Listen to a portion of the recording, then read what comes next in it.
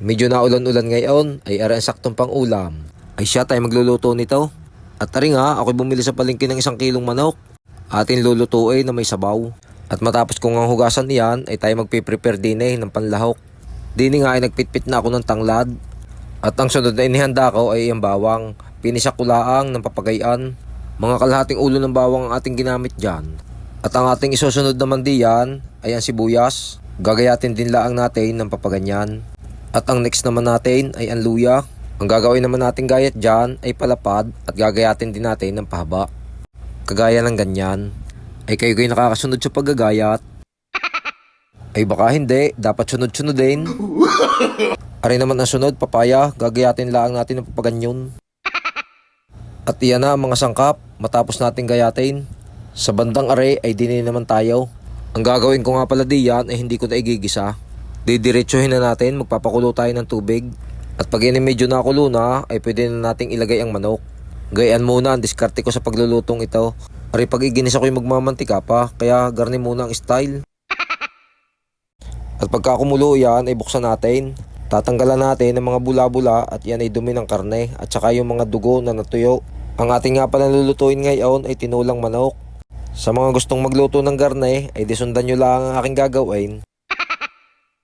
At pagkatapos niyan ay ilalagay na natin aring luya, sibuyas at saka bawang. At maglalagay na rin tayo diyan ng konting paminta. Masarap ari sa tinola, kayo gay naglalagay din ng garne. At ari naman ang sunod, ang papaya. Ilalagay na natin lahat ng mga ricado. At maglalagay din tayo diyan ng chicken cubes. Iyan ang gagawin natin pampalasa. At ang gagawin natin pampaalat ay iyang patis. At pagkatapos niyan ay lulubog lang natin sa sabaw at ating tatakpan. Subukan nyo ang garne luto, masarap din. Parang native ang kalalabasan na rin. At habang pinalalambot nga natin ang nakasalang, ay gagala ko muna ang camera. Titingnan natin kung naambun pa. Aba ay madaling pa nga ang kapaligiran. At may halaman pa din Ano kayong tawag sa halamang iyan? Aray makalipas ang ilang minuto, ay nakulo na, bubuksan natin. Titikman natin kung anong lasa. At sa panlasa ko'y kinulang pa sa alat kaya magdadagdag tayo ng konting patis. Hahalo-haloin lang natin at ating pakukuluin ng isa. At titimusan uli natin kung anong lasa at saka titingnan natin kung malambot ng papaya. At pag yan ay malambot ng papaya at ayos na sa inyong lasa, ay ilalagay na natin yung panghuling mga ricado. Diyan nga sa bandang iyan ay pwede na nating ilagay ang siling grain. At syempre ilalagay na rin natin yung dahon ng sili at luto na yan. Wow! At yan, luto na, kita nyo gayan. Ay pagkagarde ang ulam ay sarap kumain. Lalo na at salo-salo kayong magkakapamilya, ay wala na nga hanapin pa.